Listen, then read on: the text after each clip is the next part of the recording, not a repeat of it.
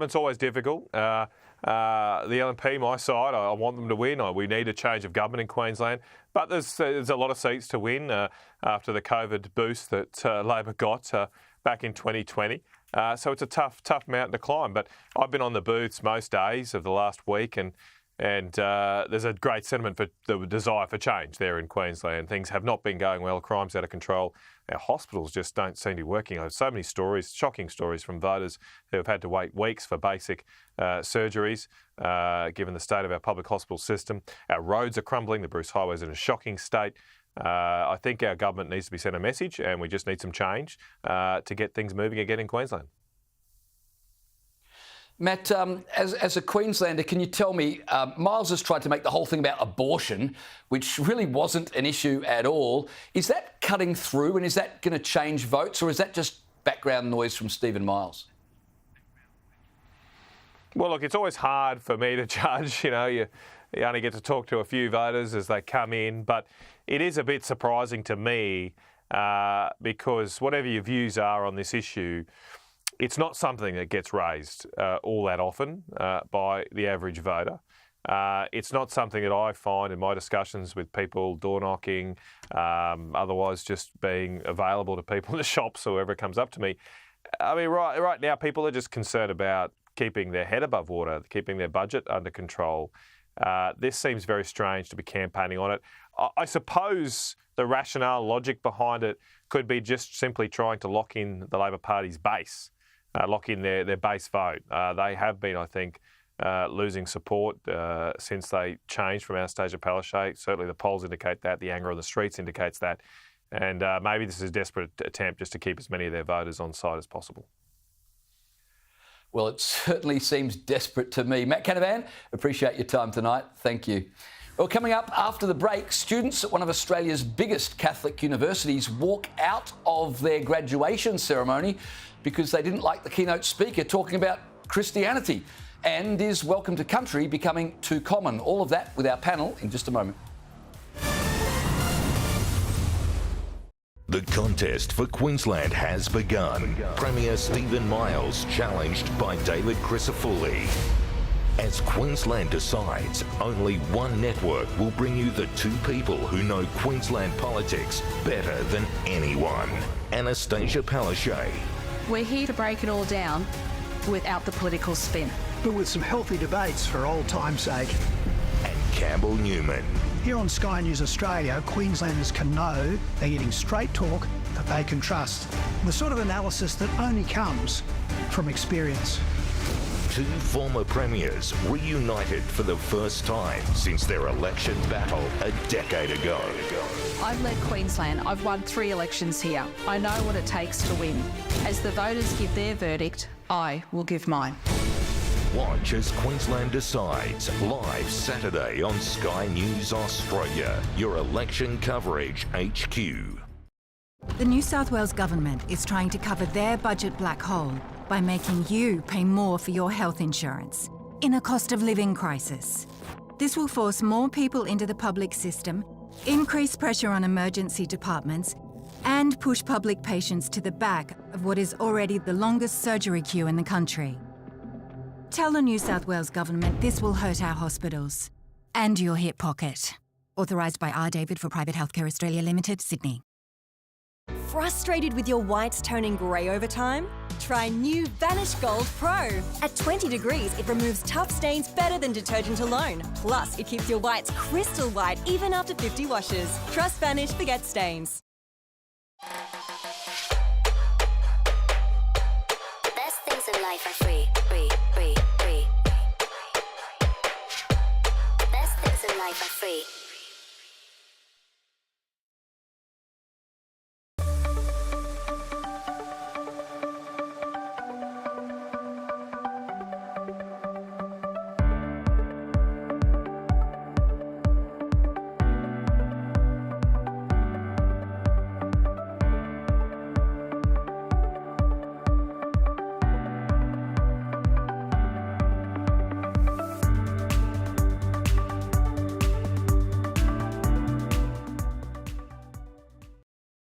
Fancy Feast, culinary inspired. cat adored. Every delicious detail, every delicate bite brings you and your cat closer together. Fancy Feast. Love is in the details. A missing mother, a broken family and a cold case that can be solved. Join me, Hedley Thomas, as the search for Bronwyn's killer continues. New episodes are out now. Visit bronwynpodcast.com. Spring is blooming at Carpet Call, so now's the time to spruce up your home. Like this new range of timber hybrid flooring from under $40 per square metre. And we have the latest wood effects laminates starting from under $25 per square metre. Plantation shutters from just $275 per square metre. And take up to 50% off the price of our range of fashion rugs in-store and online. So what are you waiting for? Spring into Carpet Call now. Call Carpet Call. The experts in the trade.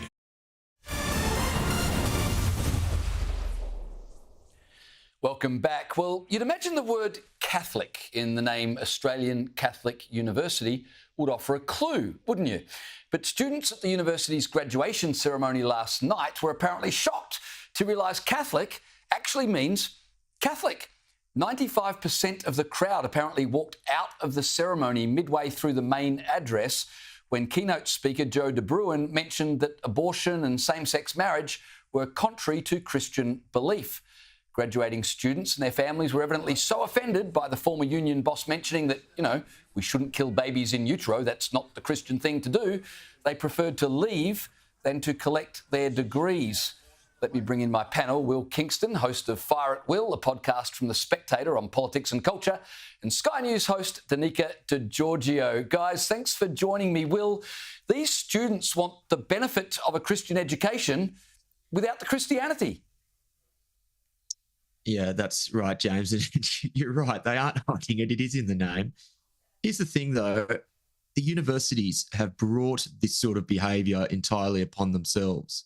For decades now, they have cultivated a culture whereby they pander to woke students through things like safe spaces, by cancelling right-wing speakers when they appear on campus, and by creating this perception that words are violence. When you go through high school and then university in that culture, is it really surprising that when you hear a threatening view that may be different to your own, you don't just sit politely, you actually then stand up and say, I'm not going to tolerate this. This is on the universities just as much as it is on those woke students.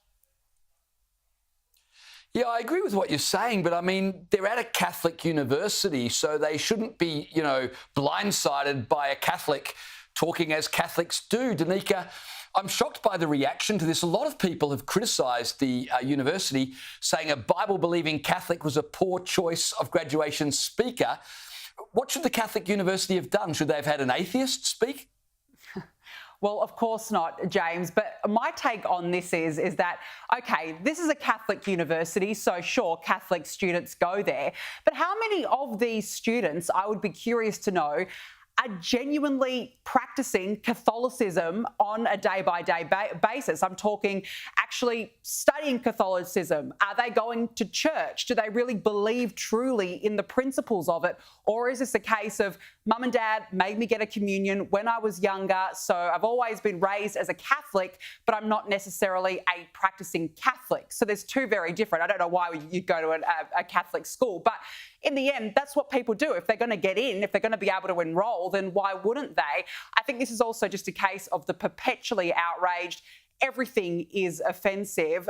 And I do think this man, the man who spoke there, he obviously has a right to free speech. He's allowed to say what he can in what should be a safe environment. But I don't think there's many true Catholics in that audience.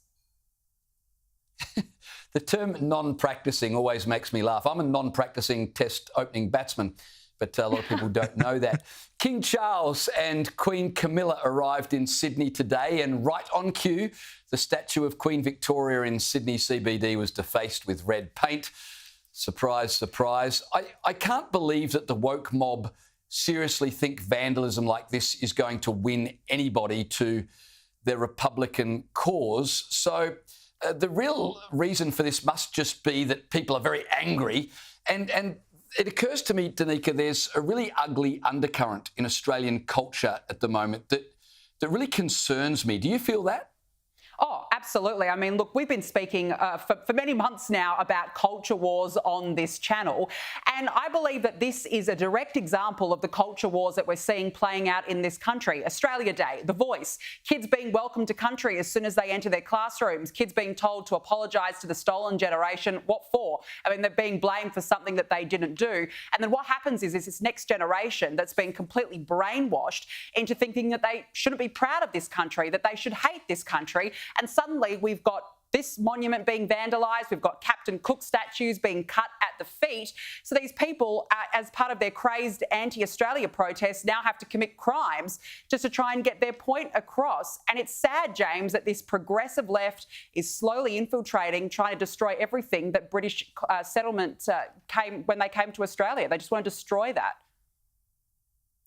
Yeah, Danica, you make a great point, and Will, this is what concerns me. It's like if people don't get what they want, then they resort to vandalism, violence, and worse. That's the thing I really don't like about where we're headed, and I don't know how we stop that. You're in London at the moment. I want to ask you, what's the reaction been both in the media and just people you're talking to about Lydia Thorpe's actions yesterday? Well, it has received quite a bit of coverage in the British media. Fortunately, most of the British press realised what Australians realised a long time ago, in that she's an absolute Fruit Loop. So I don't think they've taken it particularly seriously. But I'll tell you what I think they did take seriously, and that was the response of the various Australian premiers when they decided not to meet Charles and Camilla, which I just thought was incredibly rude and disrespectful. And I think that's the way that it came across there over here as well. So whilst I don't think someone like a Lydia Thorpe has particularly moved the dial, having our state leaders show that lack of respect for the King and the Queen certainly did make the pages of the Telegraph and GB News and the various other media organisations here. Will, you make a really good point. As outrageous as Lydia Thorpe's behaviour was, the Premier's boycotting that reception for the King was arguably a lot worse. Really good point. While we're on Indigenous issues, I want to get your thoughts on something Indigenous Senator Jacinta Nampijinpa-Price said earlier today. She said that welcome to country is now so ubiquitous, it's almost become a throwaway line, and that maybe we should just reserve it for very special occasions. Have a listen to what she said. Welcome to country, which has just become a sort of a throwaway, acknowledgement to country, sort of throwaway lines at the beginning of every meeting, every event, every aeroplane flight. It's just become nonsensical now. And Australians want common sense, practical ways forward that really brings that spirit of Australia together. So, Danica, the suggestion is welcome to country just gets used on very special occasions. What do you think? I don't think we should have it at all, to be frank. I do not think we should have it at all either. It is overdone. I think people have tuned out to it. They're sick and tired of it. Not even for special occasions. When you've got people like Jacinta Nampijinpa-Price saying, no, it's now irrelevant, that's the sort of voices that we should be listening to, because they're the Indigenous voices that are really the voice of reason. And she's right. You know, you fly from Sydney to Melbourne, welcome to country. I mean, I'm only flying an hour and I'm still being welcomed into my country. But I think there's two parts to this. One, it's the Parliament's fault. It is our politicians' fault, because the welcome to country is still going on in there.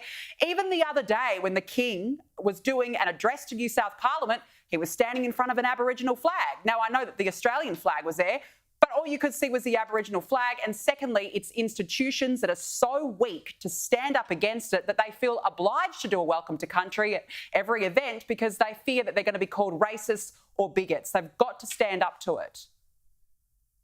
Yeah, absolutely. Hey, in just a couple of minutes, Queensland Premier Steve Miles and Opposition Leader David Crisafulli will go head-to-head in the final leaders' debate before polls open on Saturday. Will, I just want to get a very quick comment from you. Surely David Crisafulli wins this election, but is he being too clever by half in this, playing a small target? Just really quickly. No, I think you need to play a small target. Whenever I see Stephen Miles on social media, he's throwing more money away. Queenslanders can't afford it. I think this should be a relatively simple win for the coalition government. I certainly hope you're right. Will and Danica, appreciate your time tonight. Thanks so much. Well, that's all I've got time for this evening. I'll be back tomorrow night, but don't go anywhere because coming up now is the final leaders debate ahead of this weekend's Queensland election. Think about what Queensland's going through. We do what matters for every single part of the state. Who's got the right plan for Queensland's future when it comes to youth crime, health, housing, cost of living? This will make a difference to household budgets. Our focus is not on stadiums. We can have a great games. We have a lower tax plan. But he won't tell Queenslanders what is in his plans. There's a line in the sand here. Who do you trust? The state needs a fresh start and people have to vote for it. We want to get in there and deliver change. I'm in this to win it. Live from Brisbane, this is the Sky News Courier Mail Queensland People's Forum. Now your host, Chief News Anchor Kieran Gilbert. Hello and welcome to the Sky News Courier Mail People's Forum. Please welcome the Premier and Opposition Leader.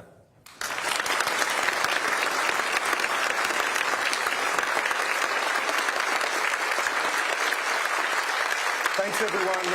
We've got a room full of undecided voters chosen independently by YouGov, as well as the Courier Mail's voter verdict panel. We've had the toss of the coin.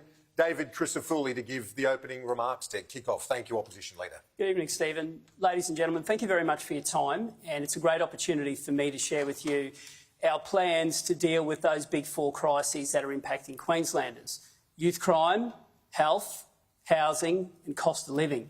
And before you vote, I urge you to ask yourself, in the last 10 years, do you feel more safe in your home? Do you think it's more likely that an AMBO will turn up in your hour of need, or you're more likely to be stuck on the end of a ramp? Are your kids and your grandkids more likely to be able to own their own home? Do you see more people sleeping rough? And those big kitchen table bills, are they getting more difficult to pay? Now, we've put forward plans to deal with all of those crises, and they are a crisis, and Queensland needs change. But if you want to see change, you do have to vote for change. And I'm urging you to look to make that change and vote for a united and a focused and disciplined opposition that's hungry to serve you.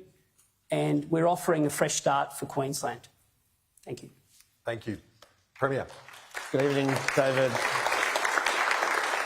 Good evening, David. Thank you, Kieran, and thank you so much to our audience for spending time with us tonight. Hello to everyone watching at home as well. Being Queensland's Premier is the greatest honour of my life, and I've tried to make every single minute count.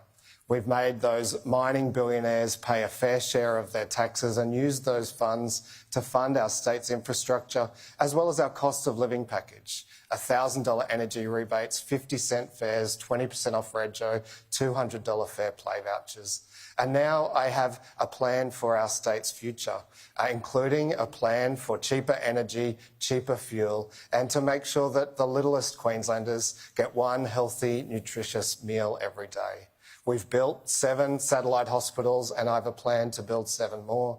I have a plan to rebuild bulk billing in our state with 50 new bulk billing GP clinics across the state. You know, sometimes people say that there isn't a difference between the major parties, but this election, there is a big difference. I will always back our health workers, and I will never cut them. I will always defend a woman's right to choose. I will always do what's right for Queensland and what matters for Queensland. Premier, thank you very much. Let's get straight to our questions. We don't vet these questions from this wonderful audience tonight. They can ask anything they like, how they like. Lorraine is going to kick off. Thanks, Lorraine. Good evening, Premier, Opposition Leader. My name's Lorraine.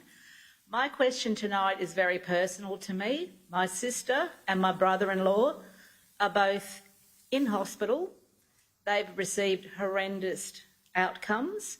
My sister, in July this year, waiting years and years and years for full knee replacement. She needs it for both legs. Her knee was so deformed. They now think that they've put the wrong shape prosthesis in. She can't even bend her knee. She's been in and out of QE2 hospital. They both live in Logan. Her husband, they're both elderly in their mid-70s. He has Parkinson's. He's been misdiagnosed by 2 hospitals, QE2 and Logan Hospital. They both said to him, "You can't empty your bladder, sir. You have an enlarged prostate because of your advanced age." Well, that wasn't actually correct. Finally, Redlands Hospital, who's been in the media a lot with missed cancer diagnoses, got it right. He has a terminal bladder tumour. Now, why are they missing something as important as that? He has been shoved from hospital to hospital because these suburban hospitals, they can't cope with complex comorbidities. Oh, you have glaucoma, sir? Well, we have to now send you to the Mater for day surgery. He has Parkinson's, he's not a well man, he's away from his family and they can't visit him. My sister doesn't drive. So they're both in care, they're in hospital. Why is that happening? Are doctors being so pressured to see as many patients as they can that they can't give enough care at an emergency department, or a diagnostic test being reduced? I also had a disabled sister. She was misdiagnosed just before COVID started. As soon as a private gynaecologist saw her, that's tumour, that's cancer. Yeah. 2 family members. Thanks, Lorraine. Yeah, I'm really sorry to hear that story, Lorraine, and thank you for sharing it with me. That the specifics of it, I'm happy to go away and look into what's happened there for you. I spent 3 years as the state's health minister. I can tell you that our health workers do the very best they can, and we do have one of the best universal health systems in the world. You're right, though, there is increasing demand and pressure on those health services, particularly as the population ages, and we see a lot more people with those kind of comorbidities, which requires much more complex treatment. And our doctors and nurses, I know at all of those hospitals, I know many of them at QE2 and Redlands and Logan, they do their very best. We have big expansions coming for all 3 of those hospitals. We increased the health budget this year by 11%, a massive increase in additional funds.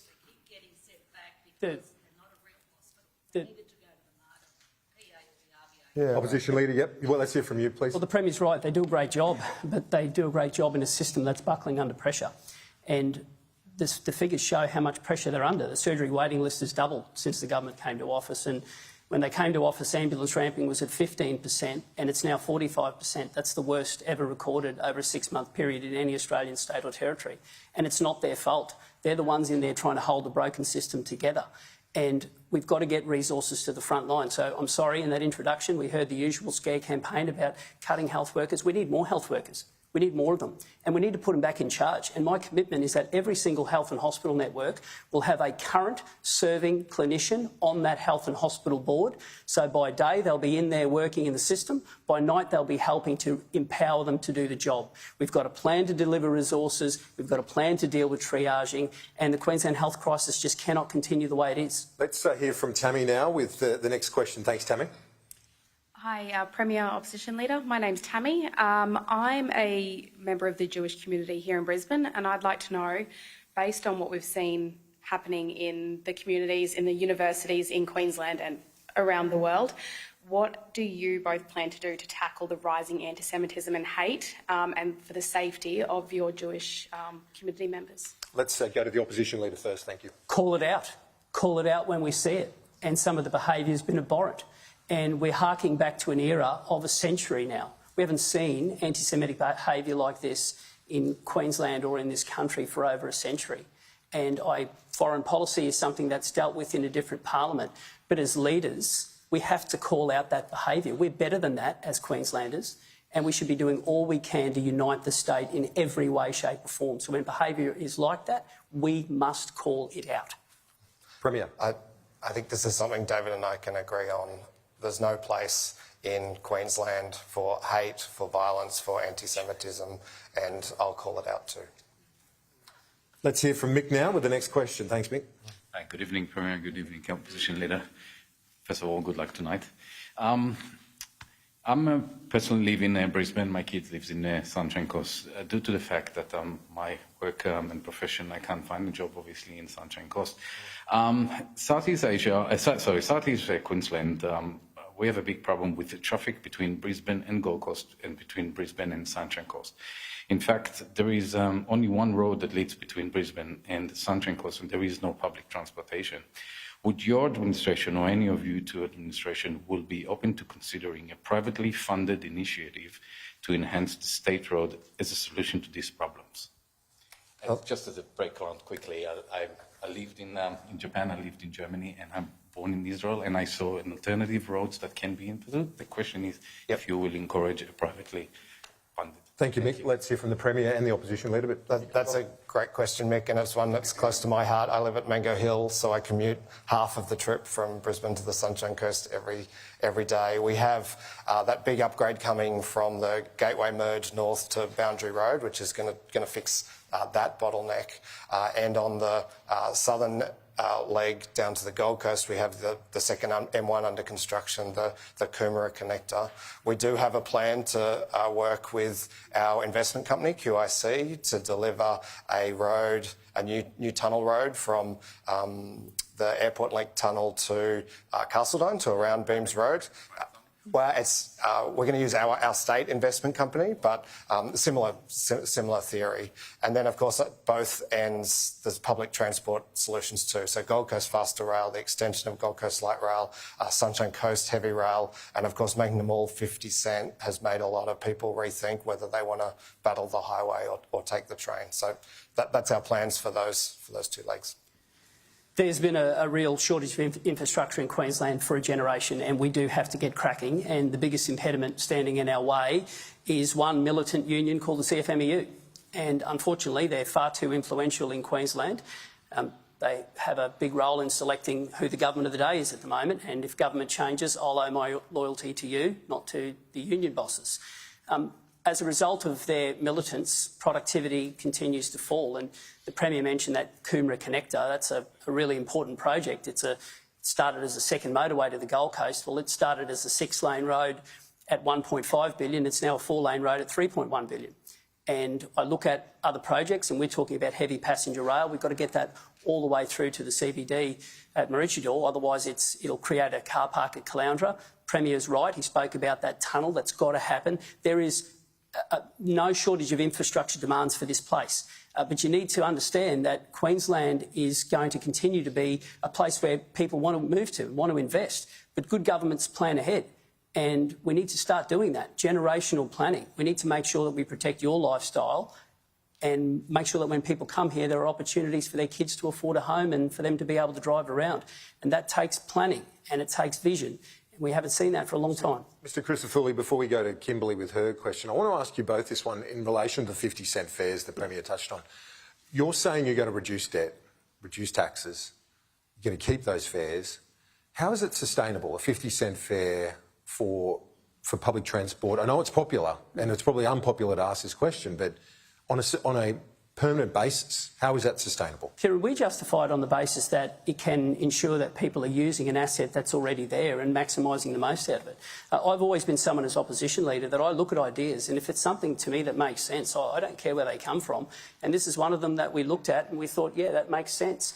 What we want to see, though, is to make sure that the frequency of those services are reliable and that they're safe and they're frequent. And that's an important part of it. But we look at it this way. If we can encourage people onto public transport, that means that you don't have that really convergence of capital all at one time in one location. So it made sense to us, and so we've backed that, and we think it makes sense into the long term. I think this is something you had thought of when you were going to uni, as on the train on the way in and so on. But same question, or similar.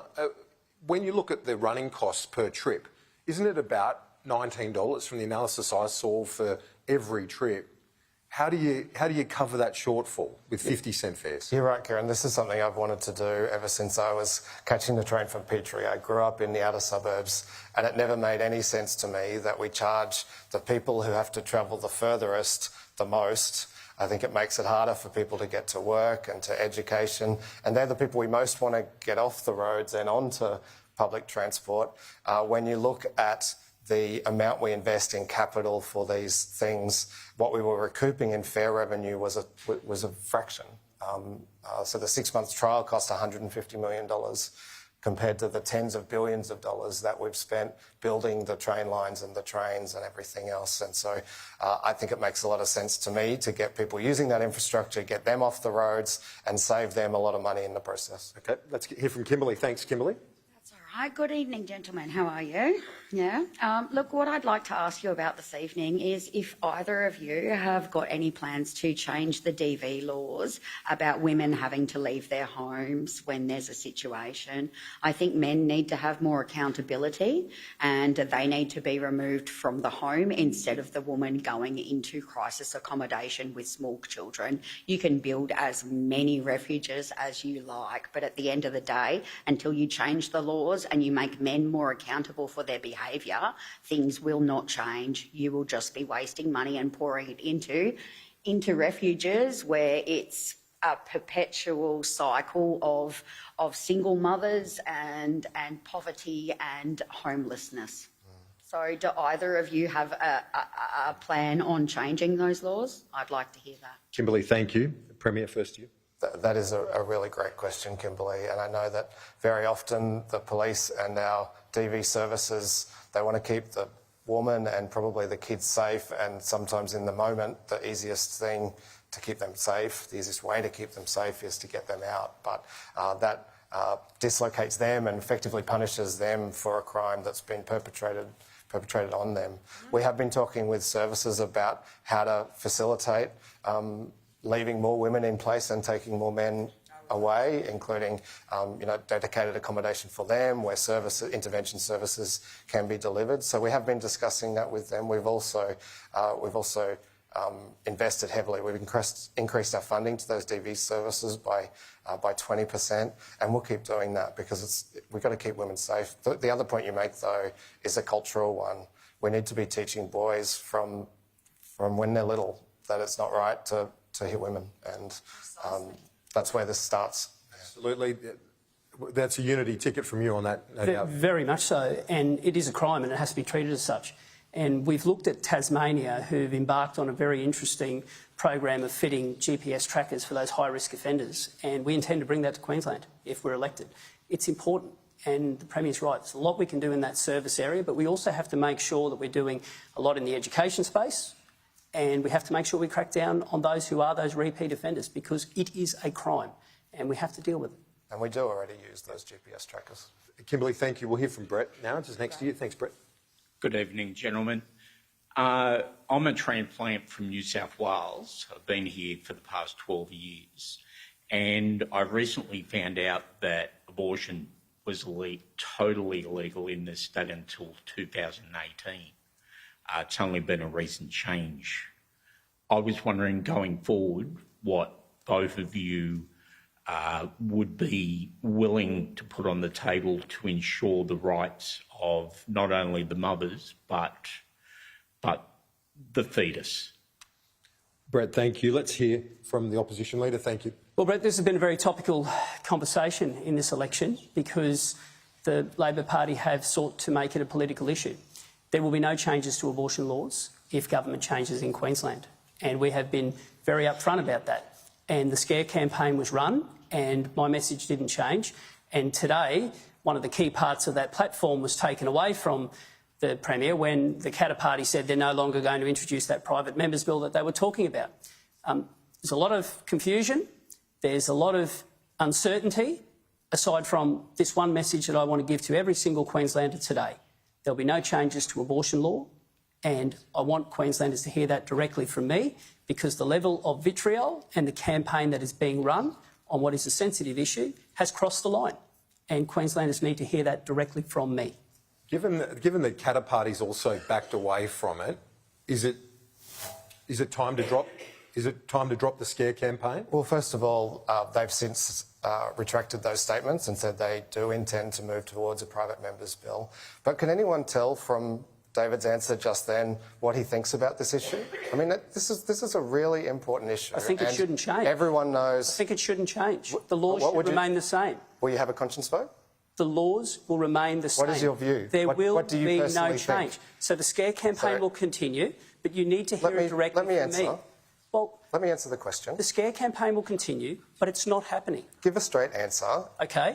There will be no change, none at all. Are you pro-choice or not? There will be no change. The legislation is there and women will have access to that legislation.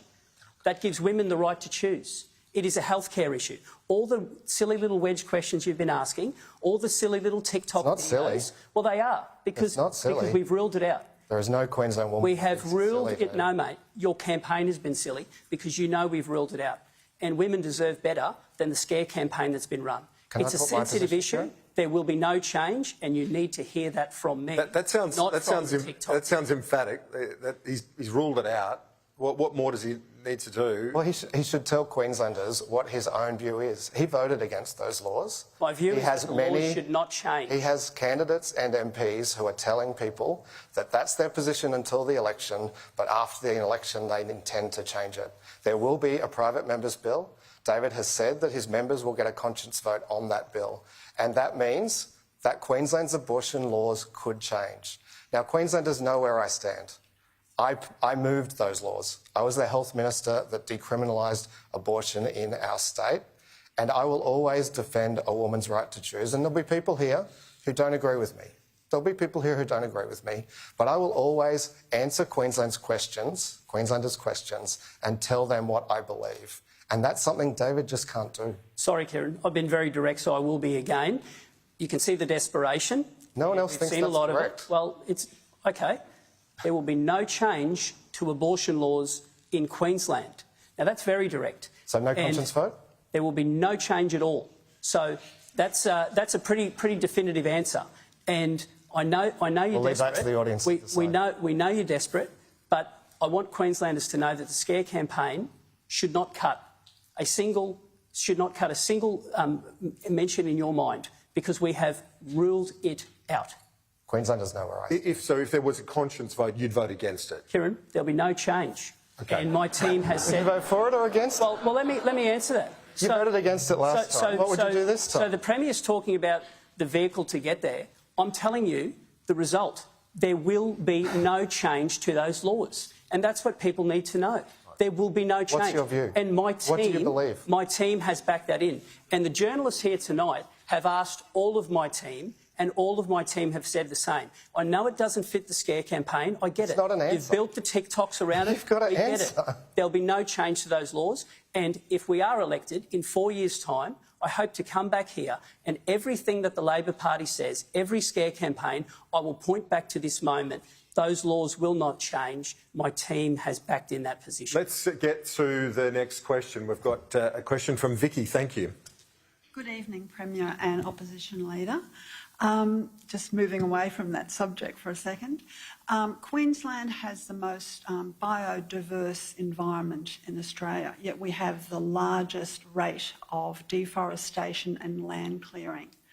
Can you both expand on what your plans are over the next 4 years to align development with protecting endangered species? As a local wildlife, part of a wildlife rescue group, koalas, we're finding it strange that the Lord Mayor is selling Brisbane as the koala capital of Australia. We've got the Olympics ahead of us. Again, the koala and some of our other wildlife are going to be very important. How are we going to protect those icons without bowing to developers? Vicky, great question.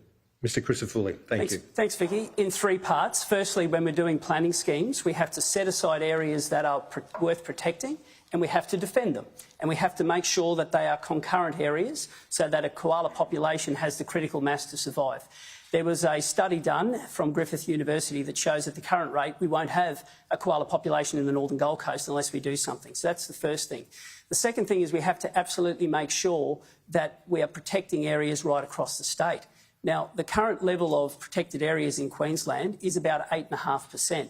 When the government came to office a decade ago, it was in the low 8%, and the commitment was it would be at 17% today, and it has barely moved. Now, the best way to do that is to work in partnership with private landholders to create protected areas where there is a benefit for that landholder as well. All of those things are possible. We just have to work in partnership. But the big thing in the southeast is making sure that we do have the koala refuges to do the job, and we've helped partner with some in the Moreton Bay, and we said we'd like to work with them as well. But the planning schemes have to protect those high-value areas and then allow the other areas for development to house the growing southeast. Premier. Thanks, Vicky, and it's a great question, and thank you for what you do as a wildlife carer too. That's really important. It's close to my heart. I was the State's Environment Minister for 3 years, and that job really, it changes you. In that time, we introduced new land clearing laws that have driven down the land clearing rate here in Queensland. The LNP opposed those laws, but we will keep them. We'll continue to expand national parks, including with new programs that allow us to use them as carbon offsets, so to drive investment from around the country and around the world into conserving nature here.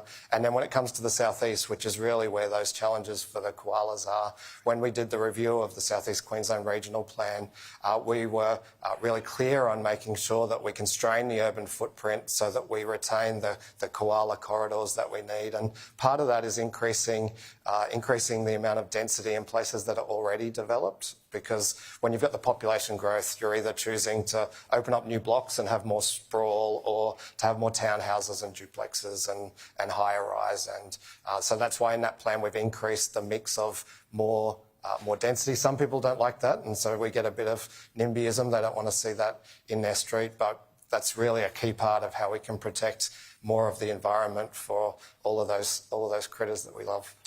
Before we go to Larissa's question, just one for both of you on an issue where I think it's fair to say a lot of people would suggest you're not being upfront with the Queensland population. This is on the Olympics. I'll go to both of you on this. First of all, to you, Premier. QSAC, a Commonwealth Games facility of that generation, at the smallest capacity, I think, since Amsterdam Olympics of 1928. You're saying that's going to be the athletic stadium for the Olympics, when this beautiful state is going to be on the world stage. What do you say to the argument from many Queenslanders, many in Brisbane, who say it's an embarrassing proposition and you're going to have to change it? Well, it's a planned redevelopment of that facility, and that was proposed to us by the IOC. We are going to run Brisbane 2032 is going to be fantastic, but it can't be bottomless. You need to draw a line somewhere, and I've drawn the line at $7.1 billion. I know other people want to build a new stadium or redevelop the Gabba that would cost billions more, and I've said I'd prefer that money to go into our schools and our roads and our hospitals and our cost of living relief packages. We'll still deliver a fantastic games. We're going to get a new arena nearby. We'll get an upgrade here at Suncorp Stadium, which I think is more than suitable for the opening and closing ceremony. So I know David wants to say that people are embarrassed, but I don't actually meet a lot of people who are. They know Brisbane 2032 is going to be great, but they also want to stick to that original budget. Your suggestion is that you won't build a new stadium, you're going to stick to that envelope. If there is a scenario, say, where your review comes back after 100 days and says, why don't you build one in the city? There's space opposite the current Gabba, where the Cross River Rail on that side potentially. Are you ruling out a new stadium 100% if that review comes back and says, have a public-private partnership and build a new world-class stadium? Well, Kieran, firstly, if I can just address the Premier's comment, I haven't met anyone who isn't embarrassed by the prospect of spending over $1.5 billion on temporary stands at QSAC. People don't believe that's legacy, and they don't believe that's the right option with the eyes of the world on us.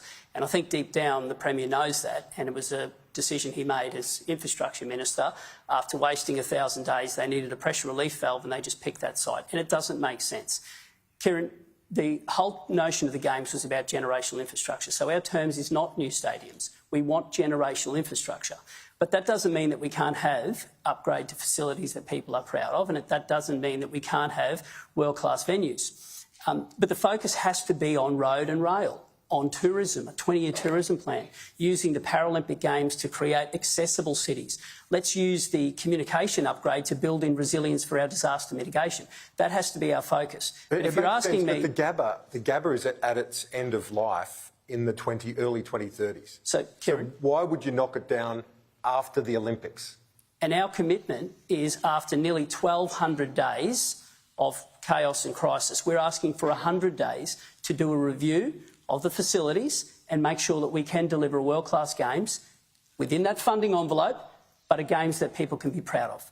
And I can promise you we are not going to go and put it at QSAC at temporary facilities because the Premier made a mistake and released a So it's another question that David won't answer. Well, you've had 1,200 days and you've stuffed it up. Tell the people what your plan is. So 1,200 plan. days. Are you proud of your record after 1,200 days? We're going to deliver a fantastic game. Lock in no, Eddie. But well, I answer questions. In 100 days, we'll sort What's out your this yes or no? mess. 100 days, we'll sort out this mess. Here's Larissa.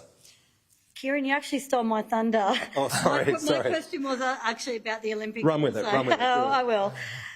Thank you, Premier and Opposition Leader Crisafulli.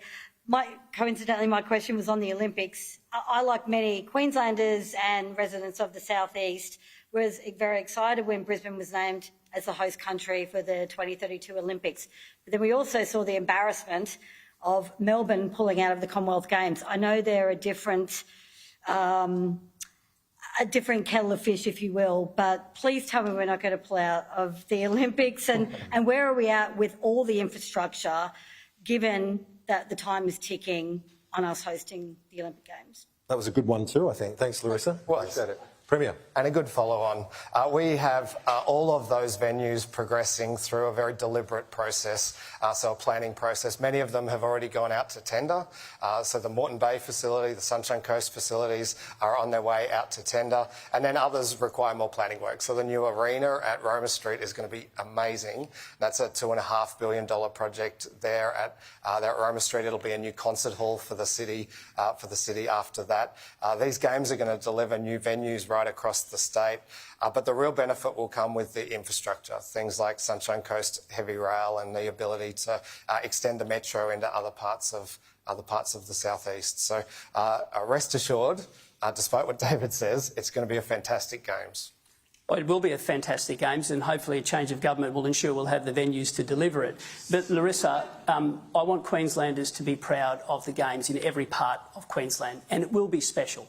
And you need to know that it can be delivered on time and on budget, and it can create generational infrastructure. And one of the things that we've announced as part of it is a $250 million fund, which we're calling Getting Games Ready. And it's for grassroots sport. And we want that to be spread right throughout Queensland, because I want everybody to feel that this belongs to them. I remember as a kid growing up in country Queensland what Expo 88 did for our psyche as a state. We felt like, my goodness, this is our moment in the sun. Well, this is Expo 88 to the next level, and I want Queenslanders to be excited about it. And I know we can deliver that kind of generational infrastructure, and that's important to us, and I'm sure it's important to the state as a whole. Yeah, it's a wonderful state, people moving here in droves, as you both know, so an exciting decade to come. Let's hear from Jim with the next question. Thanks, Jim. Hi. This is to the Opposition Leader mainly, but the Premier is also welcome to take part. I was listening closely to the Tough on Crime campaign, and I paid attention to the second debate at the Press Club, and the Opposition Leader was giving answers about youth crime, youth crime, youth crime, and then a question came up about white-collar crime and political donations from developers to politicians. And suddenly this radical course change happened.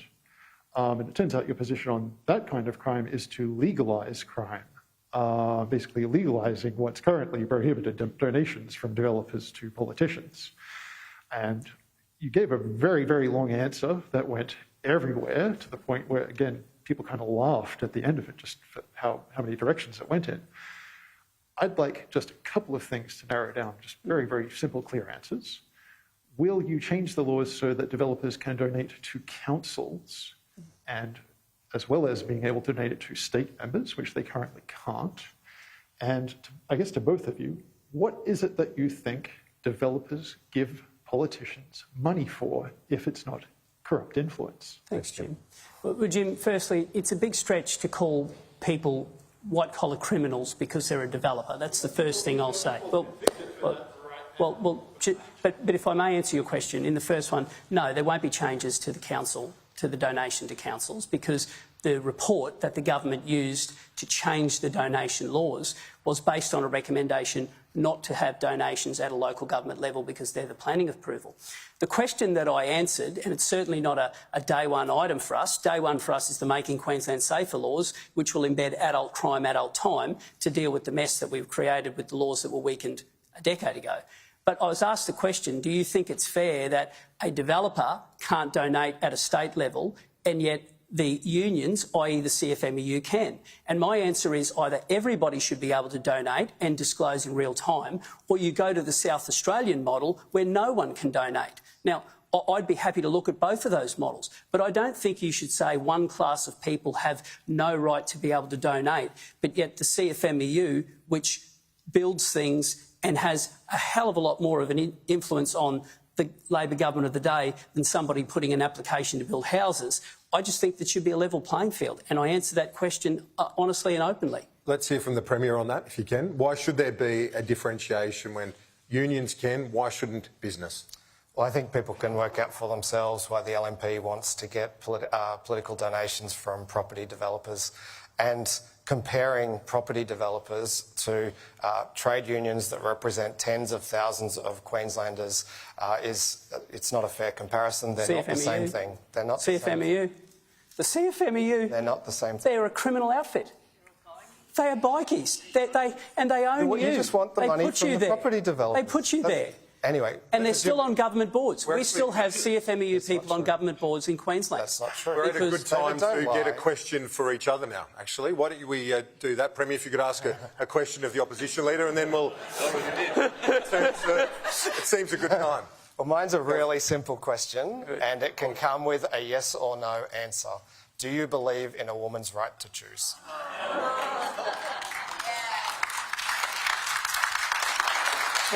Yes or no?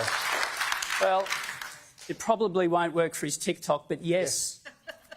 Oh, that got you, didn't it? Why'd you vote against it? Why'd you vote against it? My question to you, Premier. Premier, it's the People's Forum. So I'm not going to ask a question. I'm going to get a brave Queenslander to ask a question. This one's from Victor White. Victor White's wife, Violene, died. She was killed when she was going shopping, allegedly at the hands of a repeat young offender out on bail.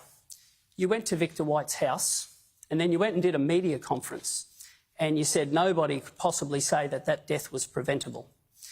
You never went back to Victor's house, so he's asked me to ask you this.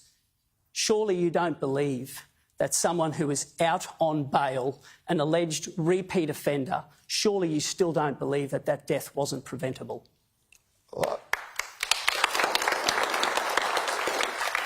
Of course I don't, David, but that's also not true. I didn't hold a press conference after meeting with the White family.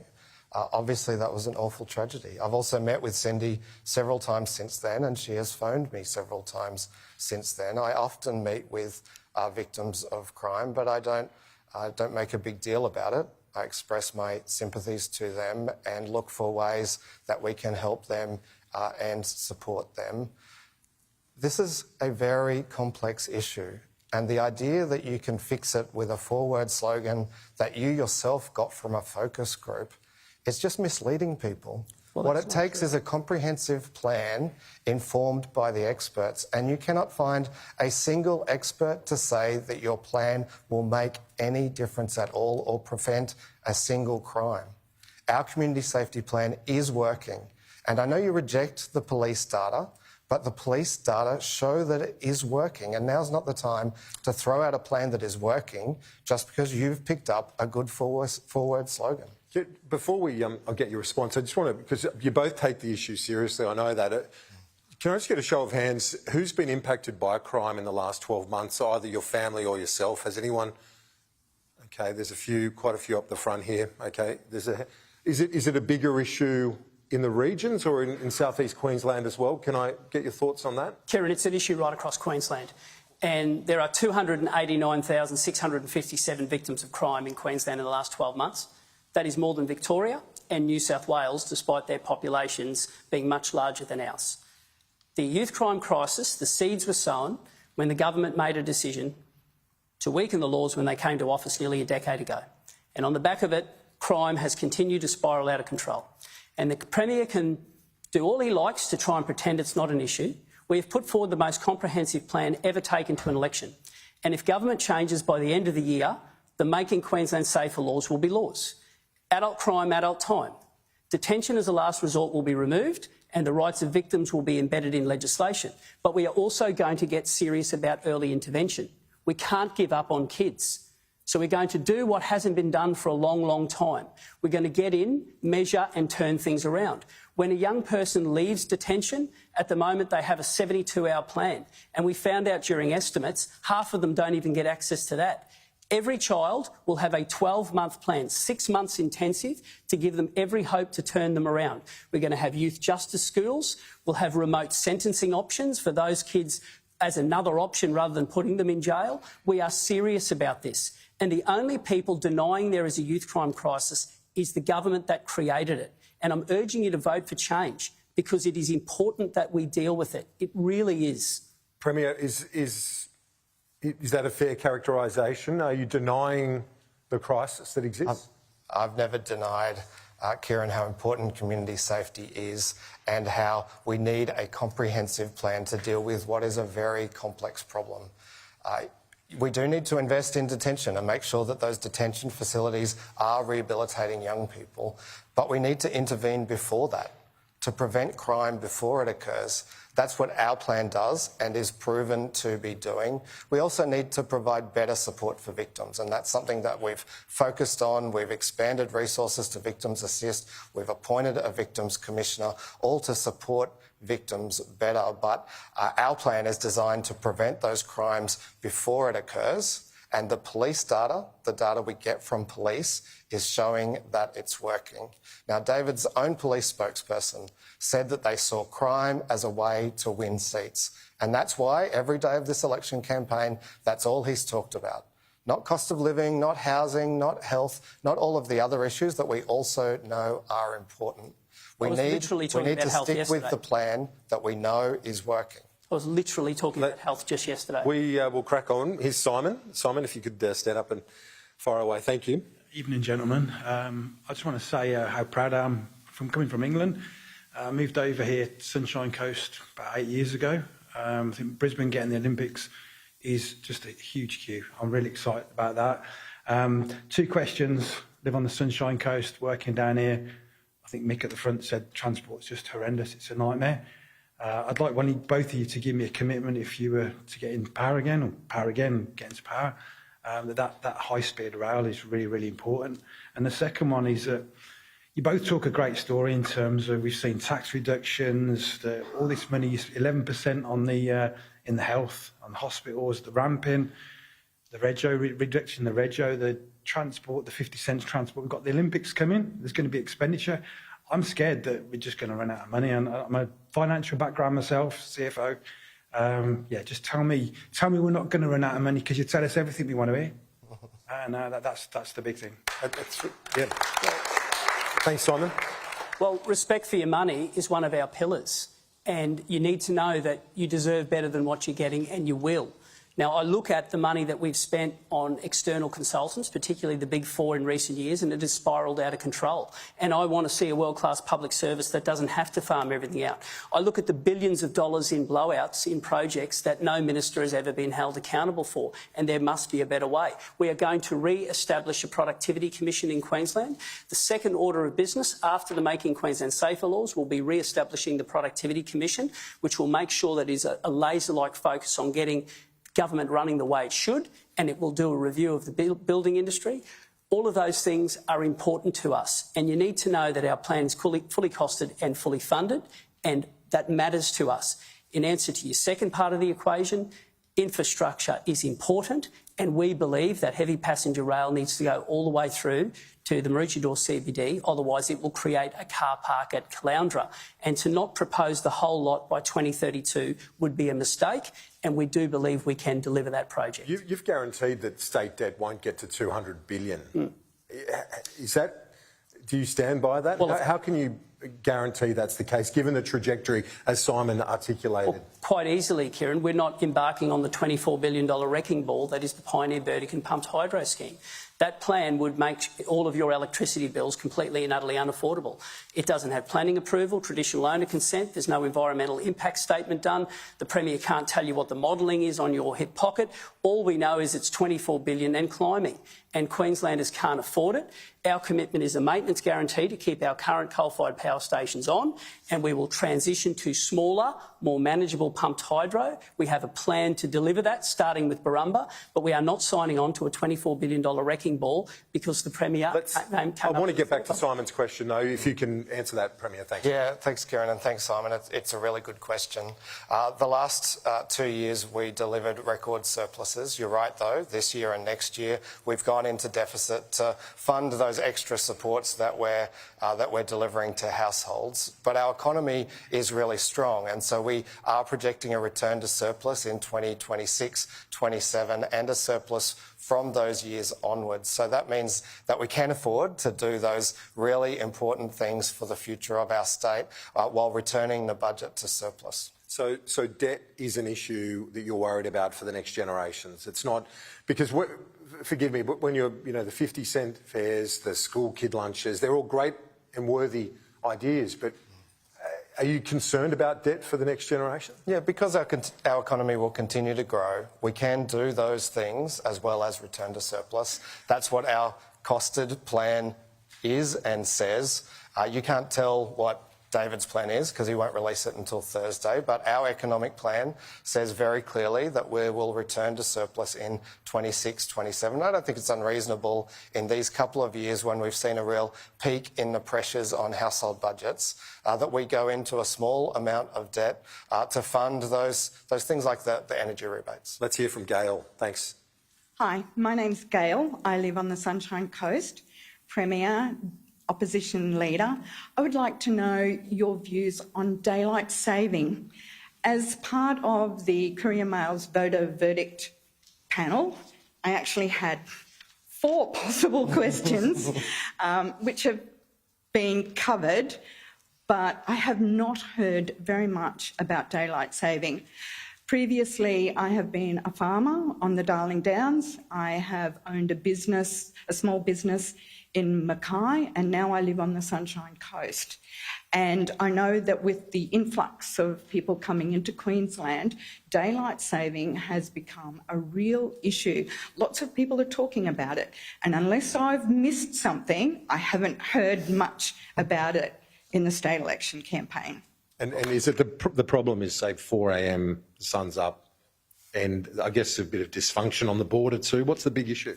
I think the big issue is that when daylight saving was trialled, when we were farming, my children came to me one afternoon and said, "Has our daddy left us?" Oh. Because they never saw him. He was gone before they were up in the morning, and he didn't get home until they'd gone to bed at night.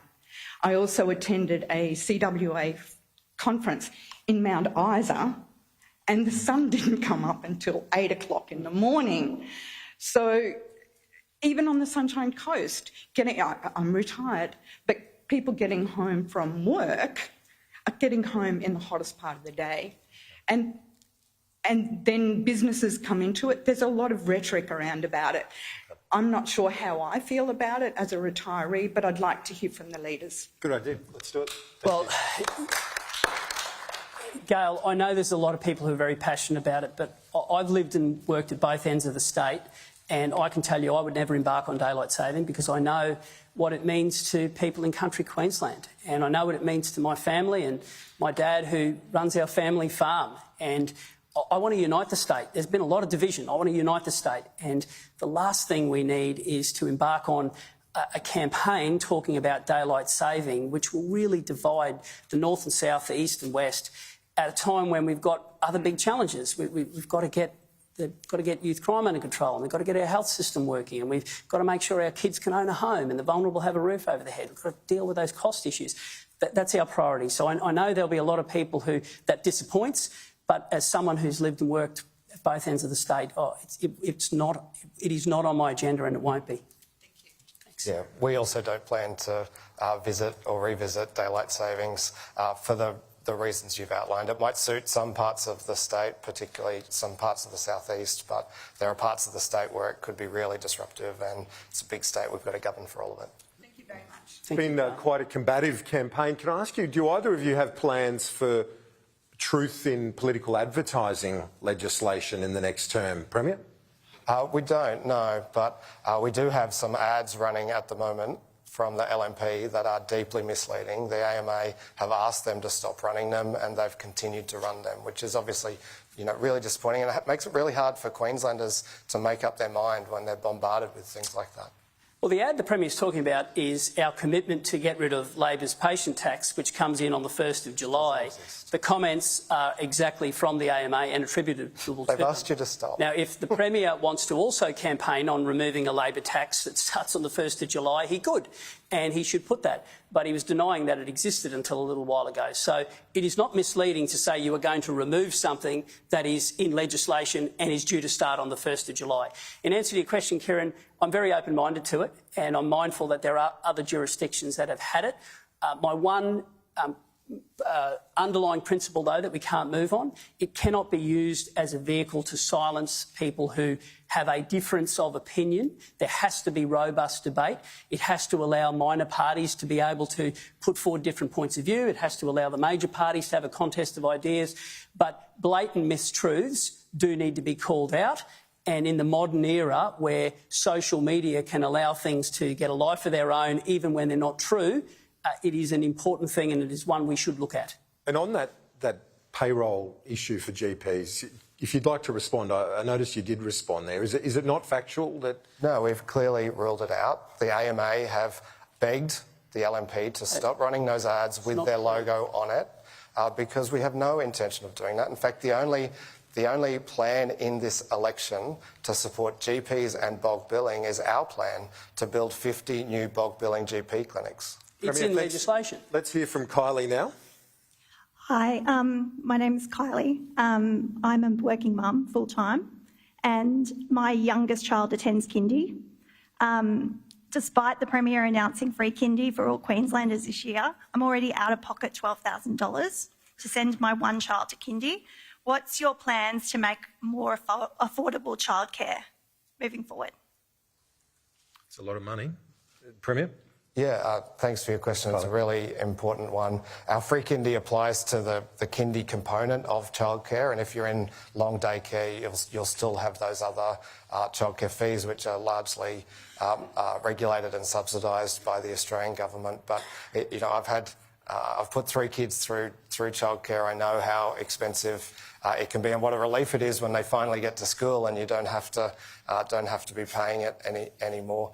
We do hope the free kindy component helps, but we need to keep encouraging the Australian government to provide better funding to our childcare centres so that they can pass those on to families with lower fees. I was going to say something similar in terms of the federal government. It is important that we work with the Commonwealth.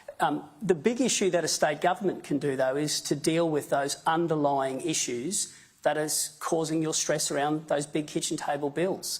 And I look at the underlying principle that has seen our electricity rise by 19.9% in the last 12 months. That's 3 times the national average, while our major power plant has been offline because it wasn't maintained. I look at the spiralling costs of insurance, and youth crime and a lack of flood mitigation has had an impact on that. Transport costs going up because of roads needing to be maintained. These are the things that a state can do. And what I'm saying to Queenslanders is we have to deal with those underlying issues. The free kindy is an excellent initiative. What we need to do is make sure that all of those other components that are really bogging you and your family down, that we deal with them.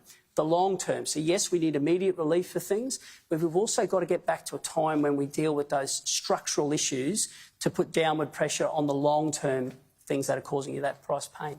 Our next question is with Chris. Thank you, Chris. G'day, chaps. How's it going? My vote's up for grabs, and we've got a pretty big decision to make. My wife and I have started putting money away for a house deposit after rent has increased 50% in just the last 2.5 years, or since the floods. And I think we're doing all right, but honestly, every time I have a look at what real estate prices are doing around Kedron where we live, just in the northern burbs here, it very much looks like a pipe dream. and it's a real worry because I know there's a lot of people who are doing it tougher than we are. What do we reckon? What have you got? Good luck. Let's hear from them. Let's go, Premier. Thanks, Chris. That's a great question and a really important question. You know, I know how important it was for me to scrape together a deposit with Kim and buy our first home, and what that's meant for us and our family in terms of security and stability since then. And I want all Queenslanders to be able to do that. Our Homes for Queenslanders plan supports renters, so it does things like banning rent bidding and provides portable bond loans to make moving around rentals easier. But we also want people who are renting to be able to save to afford a home, and that's why we've doubled the First Homeowners Grant. We've removed stamp duty on first homes up to $700,000. That tapers off to $800,000. But on prices, we need to increase supply, and that's why we've got billions of dollars going into supporting the infrastructure that will unlock new construction, particularly density construction around existing infrastructure, so particularly train lines. That's where we need to see those additional homes constructed. So that's our $3.1 billion Homes for Queenslanders plan, and it's all about taking care of people like you, Chris. Mr Crisafulli, your bid for Chris's vote. I want to give you hope. I want to give you hope you can own your own home, and you deserve that. And at the moment, our home ownership rate in Queensland is 63.5%, and I've named a shadow minister for home ownership, and if we win the election, we'll have the first ever dedicated one, and it'll be a single point of accountability to go from last to first. And the Premier mentioned it at the end of his answer, it's supply. If you have a look, in the last decade, supply's fallen by 29%, approvals, and we've got to get cracking again. And we've announced an infrastructure fund with councils, and it's going to go to those councils who are prepared to get cracking and put supply on the ground to drive down those prices. We are going to remove a tax. So we fought pretty hard to get that stamp duty threshold lifted, but every young person buying or building their first brand new home won't pay a single cent in stamp duty. The Housing Investment Fund, which is for social houses, that was announced 3 years ago, a $2 billion fund, hasn't built a new home yet that a Queenslander is living in. Every cent of that is going to be used for that. And we've got a partnership with the community housing sector to get those faith-based sectors going. Why do I mention those things? Because if we can stop the feeding frenzy at the bottom end of the market, that means that you won't see the crazy spikes in rental prices that you've seen, and that gets you into the market. And that single point of accountability matters. And I want young people who aspire to own a home to be able to own it. I want vulnerable people to have a roof over their head. And I also want Indigenous people who live in their communities, many of whom don't have ability to do that because the way that the schemes are drawn, those old Doggett schemes, I want them to own a home as well. We will check with Chris afterwards and see who got that vote. Here's Katrina now. Thanks, Katrina. Premier, Opposition. Look, I wasn't going to ask a question because I get quite embarrassed, but you mentioned the cost of living and electricity. Me personally, being a single mother, I have tried so hard over many, many years to try and reduce the costs so I could actually support my family. And that was solar hot water, gas stoves, so on and so forth. As it's actually increased, when you look at what you're getting for your solar rebate, it's staying, and yet my electricity is going up and up and up. And I just thought, you know, if I'm contributing back to the grid, why am I not compensated for that for the electricity going up? So I used to not pay any electricity bills, and now I am. And Well, let's hear from both. Yep. Thanks, Premier.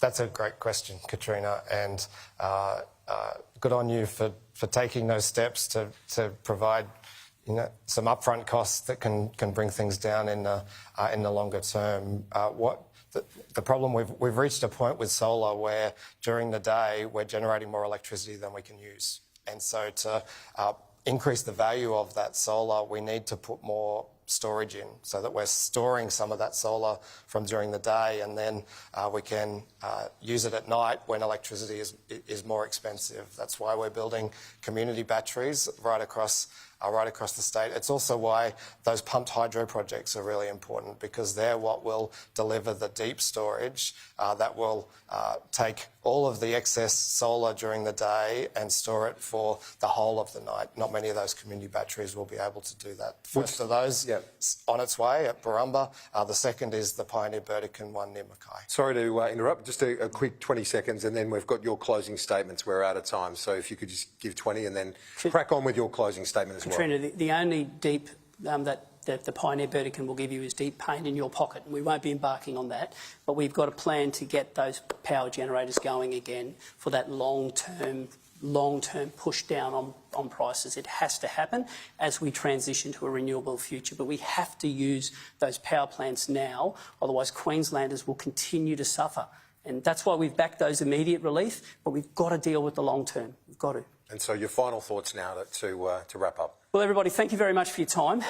I started this journey 4 years ago as Leader of the Opposition, and I said that I would unite my team, and I have done that. And I said that I'd focus on the issues that matter to Queenslanders. And when we started speaking about youth crime and health and housing and cost of living, we were told we were politicking and scaremongering and that we were making up stories. Well, I've sat in rooms like this now for 4 years. I've done 39 Queensland Health Crisis town halls with the Shadow Minister, and I've listened to frontline staff tell their stories, and I've listened to people talk to me about being on the end of a waiting list or people who've lost loved ones at the end of a ramp. And on the back of it, we formed a comprehensive health plan. I've been on people's backyard having a barbecue with them as they tell me the story about their kids can't sleep at night anymore because they ask, is the bad man coming back? And on the back of it, we have put forward the most comprehensive plan to deal with youth crime. I've sat and spoken to somebody who in the morning packs up his tent, gets in a car and goes to work and leaves his wife and his 3 kids, a working Queenslander who can't afford his rent. And on the back of it, we've put forward the most comprehensive housing policy. And I've spoken to you a lot about those long-term structural costs of living.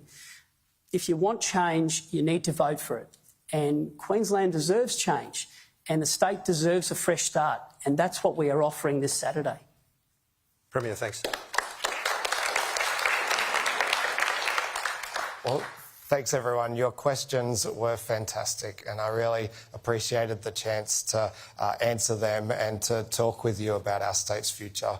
I think Queensland is a great state and I think we can make it even better. It's been an honour to be the state's Premier these last 10 months and in that time I've tried to talk to as many Queenslanders as I can and deliver for them.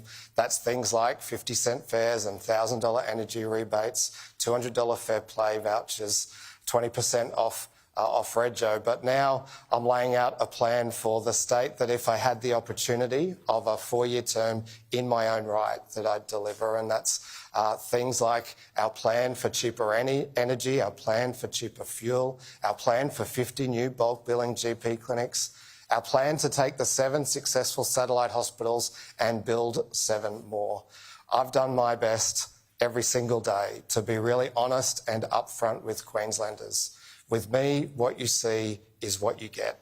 And I care about this state. I love Queensland. I love this job. And I have a plan to keep supporting you with the cost of living now, as well as delivering what matters for our state's future.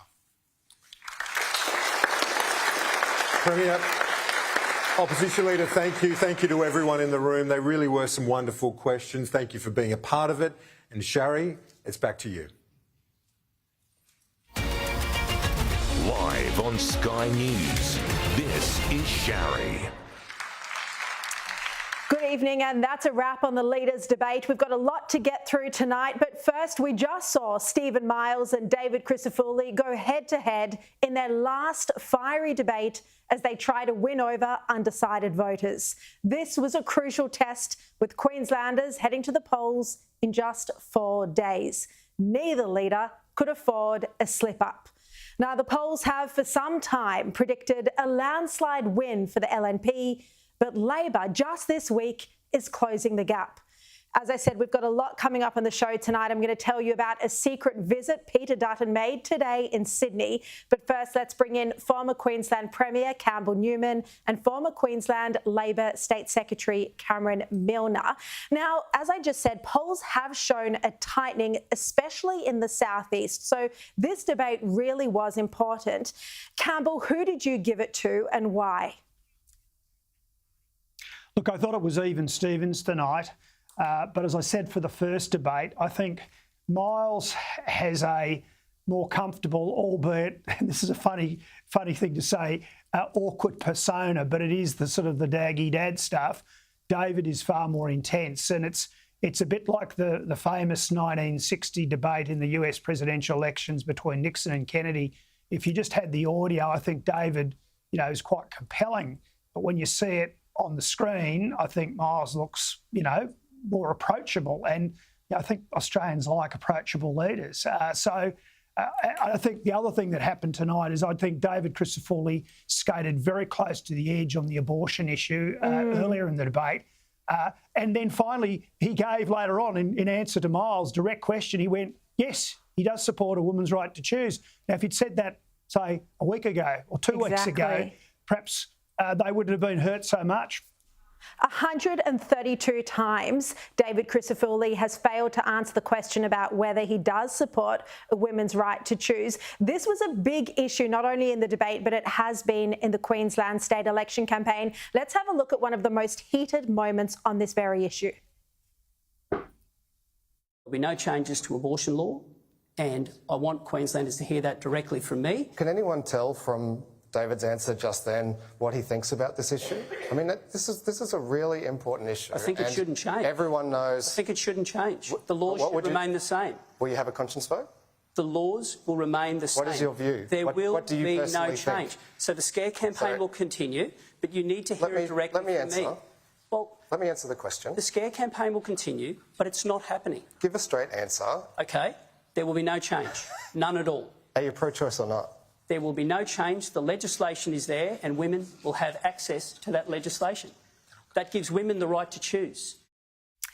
Cameron Milner, this has become such a big issue. Clearly, Stephen Miles kept bringing it up in the debate. David Crisafulli, unequivocal that there'd be no change to the law, but he had been reluctant to give his own personal viewpoint. Has this been a scare campaign, in your opinion?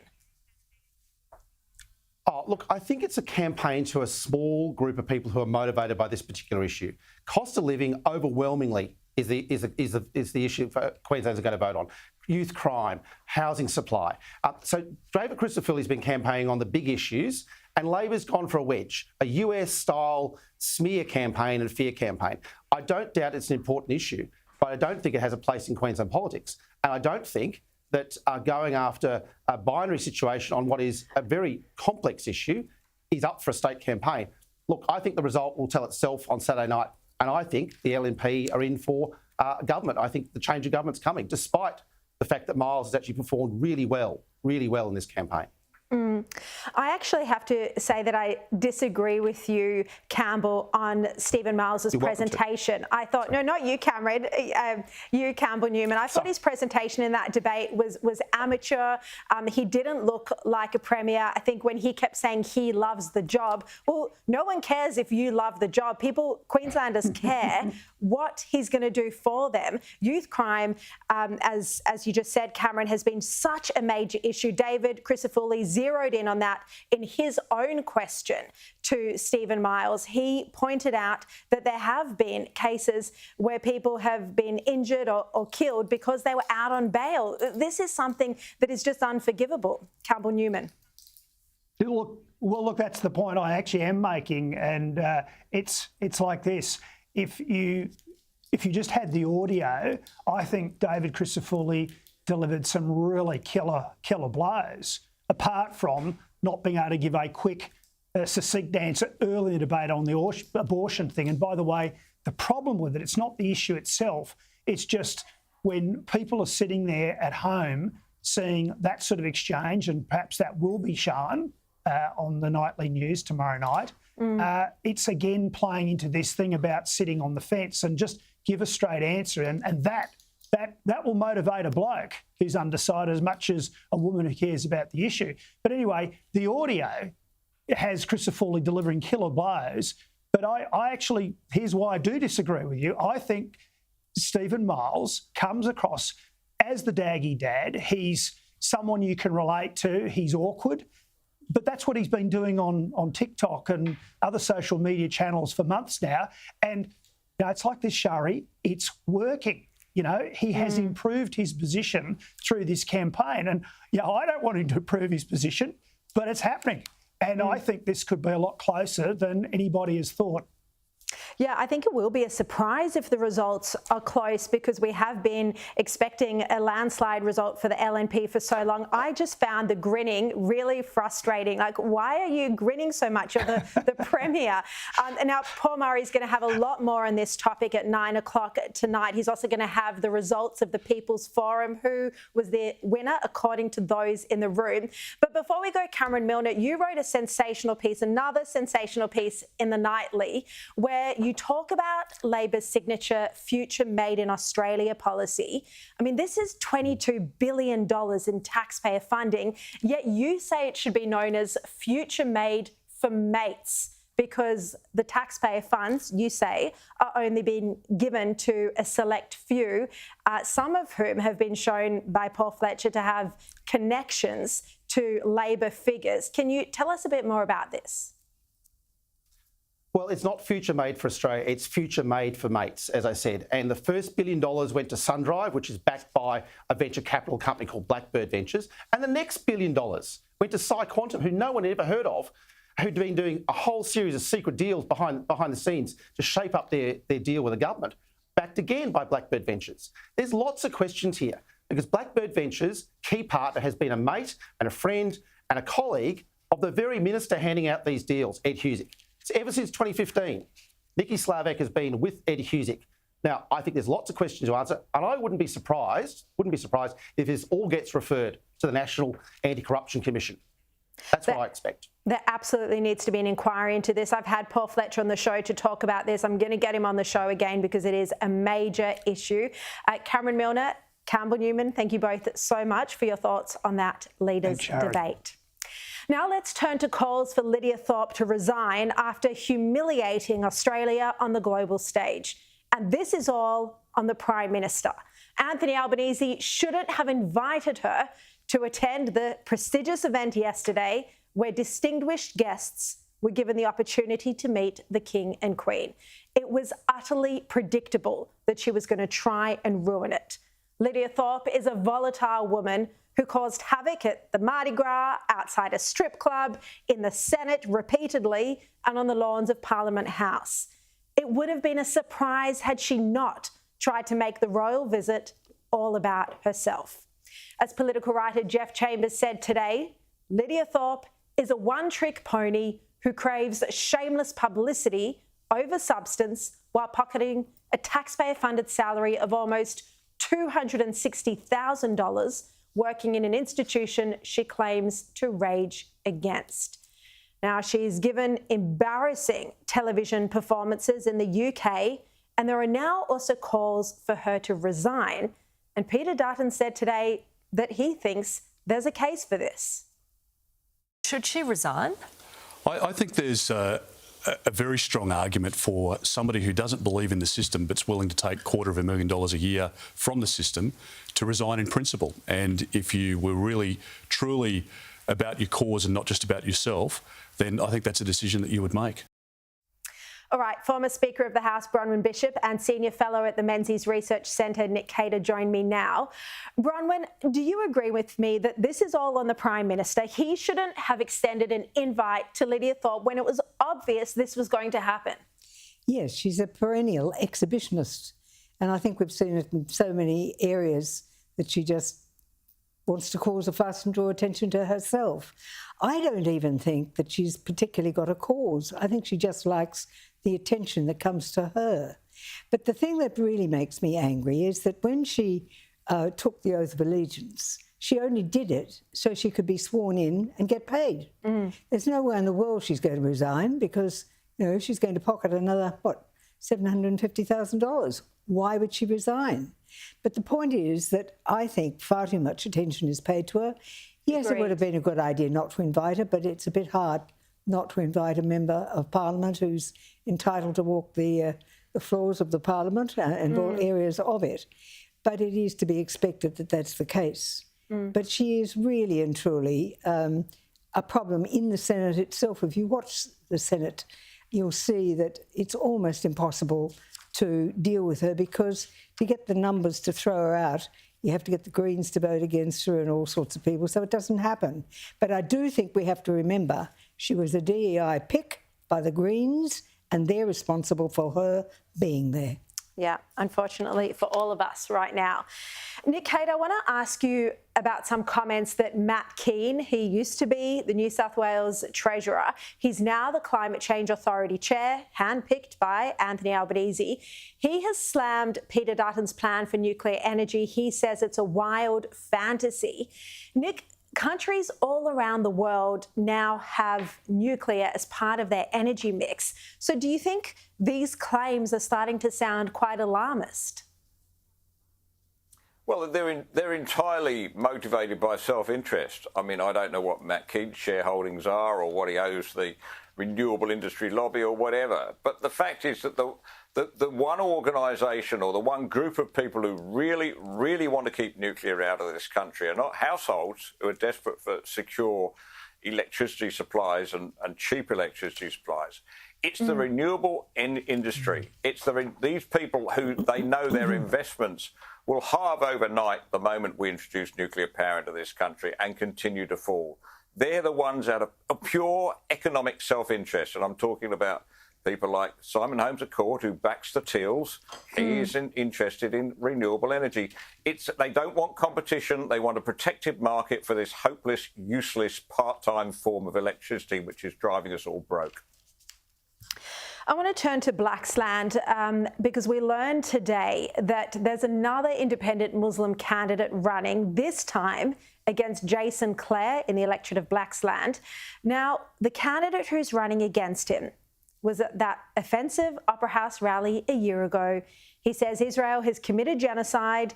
He wouldn't answer the question when journalists asked him if he viewed the October 7 massacre as a day of celebration. His name is Ahmed Uff. He's supported by the Muslim Vote Group. He says he can win the next election. Bronwyn, look, Jason Clare, this is a safe seat. He won Blaxland at the last election with 65% of the vote.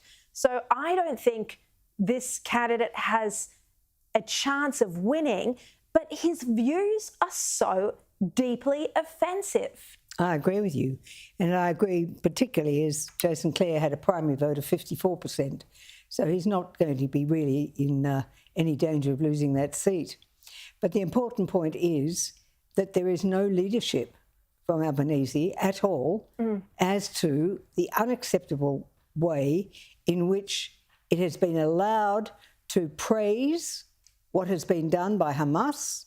There is no strength in the leadership that says anti-Semitism must stop. There's been no indication to the police that they must arrest people when they are behaving in that way as encouraging violence. There has got to be a definitive leadership, and it's only coming from Peter Dutton. It's strong from Peter Dutton, and it just doesn't exist from the Albanese or Miles. Yeah, no question about that. Nikita, do you think the rise of these Muslim candidates pose a threat to Labor in the same way that the Teal movement really decimated the Liberal vote? I think we won't know until election night, Shari, because this is so hard to measure. As we found with the Teals, it's actually so hard to poll or measure. But I think it's certainly, to my mind, it poses a threat to our democracy. I just hate the idea that somebody is standing for a party which has a religious basis. That's not what we do in this country. Religion should be divorced from politics. It's quite separate. The fact that you're standing as a Muslim candidate or as the ethnic candidate. No, you stand as an Australian citizen who is committed to this country and wants to make it a better place. If you're just there for one sectional group, then stay out. So I would rather see Labor win this seat than an outright Muslim party, I don't know whether this one is, but an outright Muslim-focused party winning. I would rather see Labor back in, to be honest. Yeah, I don't think it's even about the religion. I just think it's about the offensiveness of the views. And if you're not commenting on whether October 7 was a terror attack, you know, it's just gone too far. Bronwyn, I want to ask you about the royal visit. We've obviously seen the King and Queen here this week. They were out on the water on beautiful Sydney Harbour this afternoon. What do you take away from this trip? Well, I think it shows that the King was determined to come to Australia despite his health problems and despite cutting it down to basically Sydney and Canberra, that he was determined to go to Choggum. But I think his affection for Australia is quite genuine. And I think the Queen really conducted herself quite beautifully through the visit. And I think most people were quite chuffed. I was very taken, actually, with an interview with a young boy in Canberra who'd been waiting for several hours. He'd chosen, and I'm talking about an 18-year-old, and he'd chosen a bouquet of blue flowers because the Queen liked blue, and he was just going to wait there and see if he could give them to her. And it was just a sheer joy of a young man who wanted to see them and meet them. And I think that was reflected. And all this talk about the Republican movement, 1/3 are interested in a republic, and they can't agree what sort of republic they want. So I just don't think it's a relevant question. Yeah, the Republican movement, it's off the table. The Prime Minister has said as much. I mean, we forget that actually when he won office, he had an assistant minister for the Republic, Matt Thistlethwaite. That's how much on the agenda having a referendum on a Republic or monarchy was, Nick Cater. Now, after the failed voice referendum, they don't want to know about it. No, you wouldn't have recognised him, would you, from the Albanese who came to power, promising a referendum on the Republic in his second term. I was incredibly moved by the visit, to be honest. I stood out there with some crowds in North Sydney, and I just thought the sort of people who came out to wave their flags were just so pleased to see the King. And you know what I think it is, Shari? I think almost all of us, you know, we've only had the Queen Elizabeth for our entire lifetimes, and we were nervous about the transition of power. But it is done very smoothly. It's in very good hands with King Charles.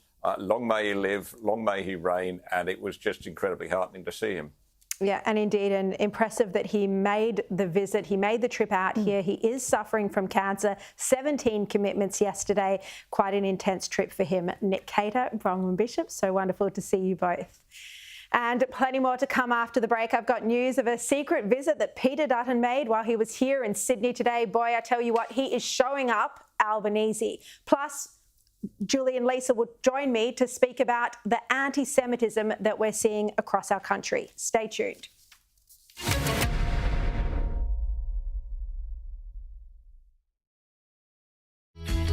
This program is brought to you by Harvey Norman. For everything you need in furniture, bedding, electrical and technology.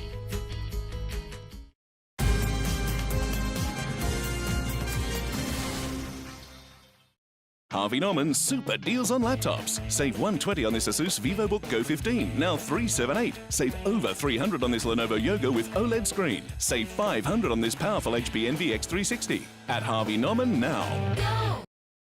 The Volkswagen Amarok sales event of the year is here, which means there's a model and price for everyone. The off-roaders, on-roaders, tray jammers, and screen tappity-tappers.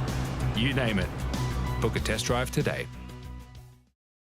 Therapy is great for solving problems like depression, anxiety, and grief. But sometimes it comes with problems of its own, like high costs, referrals, stigma, scheduling, so we made it a little easier. With BetterHelp, get professional and affordable mental health care online from anywhere. Just take a simple quiz to get matched with a credentialed therapist and connect by chat, phone, or video call right from home. Join the millions of people around the world who turn to BetterHelp for mental health support. My curry night tip for the best fluffy rice, use Sunrice Indian grown basmati. More spices, more flavour. Dollop of yogurt works every time. I love curry night, and my tip, do it your way. I see you. You play your part without a flaw. I did everything to undermine them because I am a spy. The Sympathizer. Watch on demand.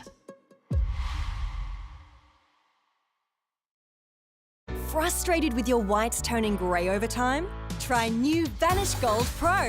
At 20 degrees, it removes tough stains better than detergent alone. Plus, it keeps your whites crystal white even after 50 washes. Trust Vanish, forget stains. They challenge you to a duel. Accept. Don't duel it out. No, he's unguardable. They've got this. No, man, they're going down. Bet it out with Neds. Chances are you're about to lose. At Harvey Norman, get 50 months interest free. No deposit, no interest with 50 monthly repayments from Latitude Financial Services. Shop our huge range, everything for your home and lifestyle. Get 50 months interest free. No deposit, no interest with 50 monthly repayments at Harvey Norman. Terms, fees, charges and exclusions apply. Buckle up, night owls, for a wild ride through the headlines. Why play it safe when you can shake things up? We cannot allow people beholden to a mast to be amongst us. There will never be net zero in Australia. Trump derangement syndrome remains off the charts. Really treading into dangerous Orwellian waters. Whether you're a serious news junkie or just here to laugh at lefties, I've got you covered. The Rita Panahi Show, 11 p.m. Monday to Thursday. Well, for over a year now, we've been reporting on the disgraceful lack of leadership from state and federal governments and law enforcement on anti-Semitism. But today, Peter Dutton went above and beyond. Firstly, he committed $8.5 million to the Sydney Holocaust Museum. But he then paid a personal visit without any media present to Avner's Bakery in Surrey Hills. As you know, this was the bakery vandalised by Hamas symbols, all because its owner is Jewish. We can bring you those photographs now of Peter Dutton at Avner's. Here he is. He was accompanied by Ro Knox, the Liberal candidate for Wentworth, James Patterson and Julian Leeser, my next guest. But what was even more meaningful was the way that Dutton spoke about the distressing racism we're all witnessing in our country. Have a look. I've said before, and I really feel this profoundly, I look much older, but I'm 54 this year. And in my lifetime, this is the most horrific period that I can recall in Australia.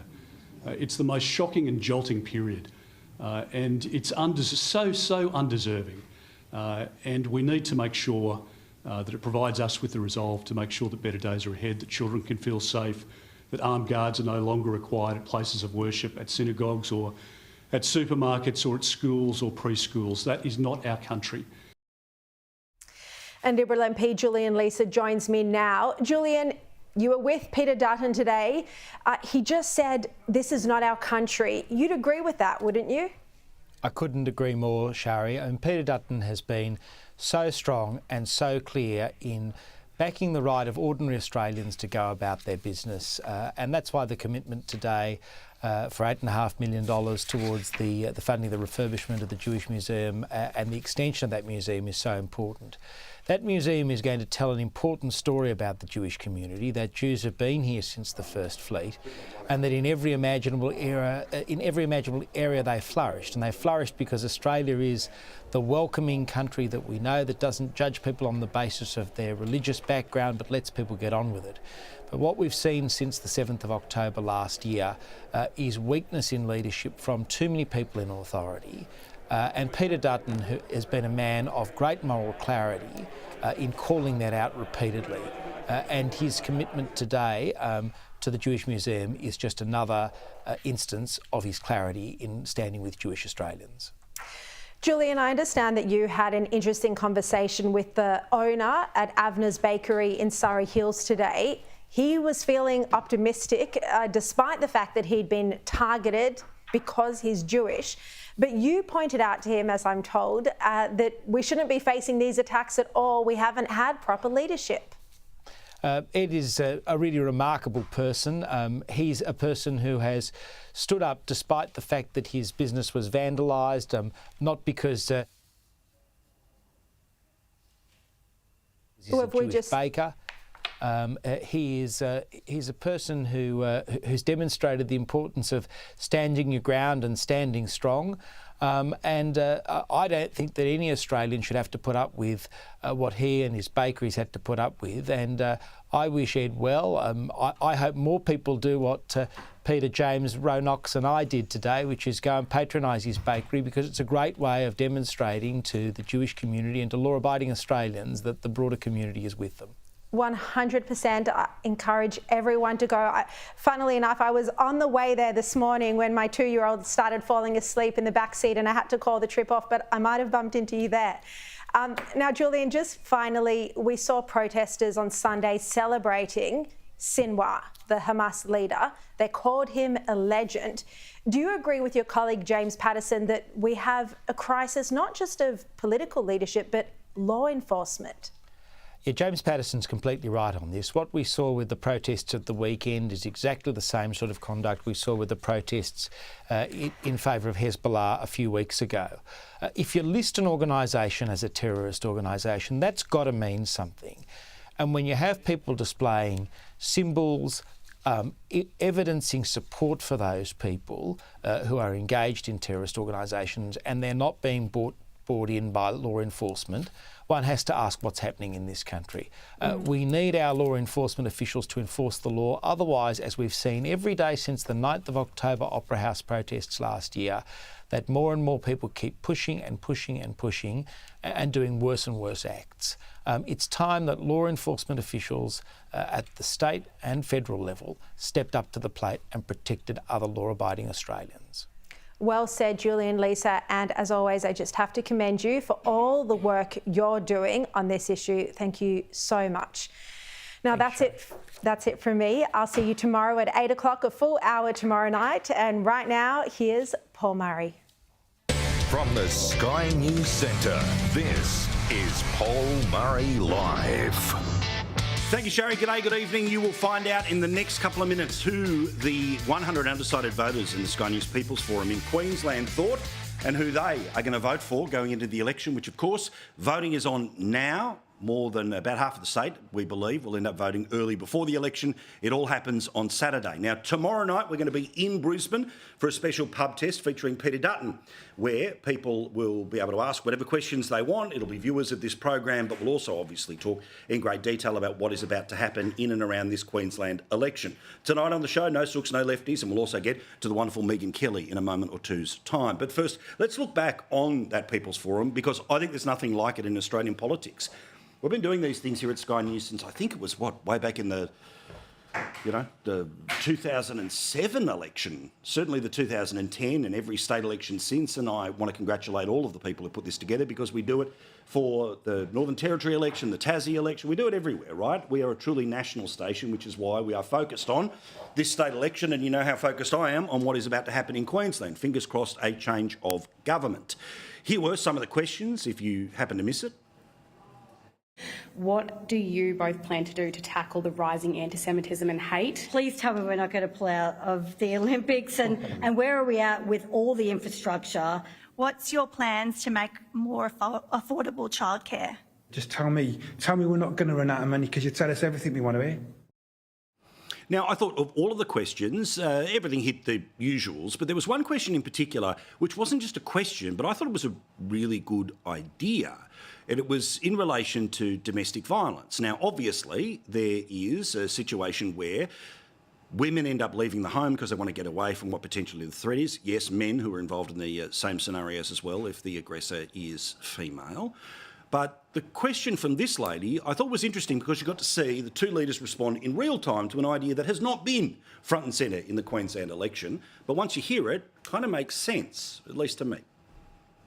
I'd like to ask you about this evening is if either of you have got any plans to change the DV laws about women having to leave their homes when there's a situation. I think men need to have more accountability, and they need to be removed from the home instead of the woman going into crisis accommodation with small children. Great question, great question. Now, of course, both of them look, it's an important issue, we'll see what happens, but it seems to make sense, right? Why not create a scenario where the person who is accused of committing the offence is the one who has to go and find emergency accommodation, as opposed to the person who is the apparent victim? I like that particular moment. Now, we've got to deal with the giant scare of this election, and at times a distraction that much of the left-wing media has been obsessed with talking about, because as I have told you, for as long as I've been watching Queensland politics, and you know how much I love Queensland, Labor is very good at elections. Now, they don't have a record to run on, so much so that Anastasia Palaszczuk was pushed out the door for Stephen Miles. The Labor Party has been in an election losing position for a couple of years now because life under a Labor government, well, Queenslanders have run out of patience for it. So their scare is to pretend that because, yes, there are a couple of Conservative MPs that may well get elected as part of a new government, and the Qatar Australia Party, who is promising to bring a vote towards a parliament in and around the decriminalisation of late-term abortions. The abortion issue has been one that has been rearing its ugly head. I say ugly head because it's not something that normally we would expect at a state election. David Crisafulli's been very clear from day one that there will be no change. The majority of the parliament, whenever it votes, if ever it votes, well, clearly will affirm the previous decisions. But that doesn't mean Stephen Miles isn't using everything he can to try to push this distraction. A distraction which is the lead story in left-wing news sites as they try to make it about this issue, not the failures on hospitals, on youth crime, education and everything else of the past 4 years. There'll be no changes to abortion law, and I want Queenslanders to hear that directly from me. Can anyone tell from David's answer just then what he thinks about this issue? I mean, this is a really important issue. I think it shouldn't change. Everyone knows. I think it shouldn't change. The laws should remain the same. Will you have a conscience vote? The laws will remain the same. What is your view? There will do you be personally no change. think? So the scare campaign will continue, but you need to hear it directly from me. Well, let me answer the question. The scare campaign will continue, but it's not happening. Give a straight answer. Okay. There will be no change. None at all. Are you pro-choice or not?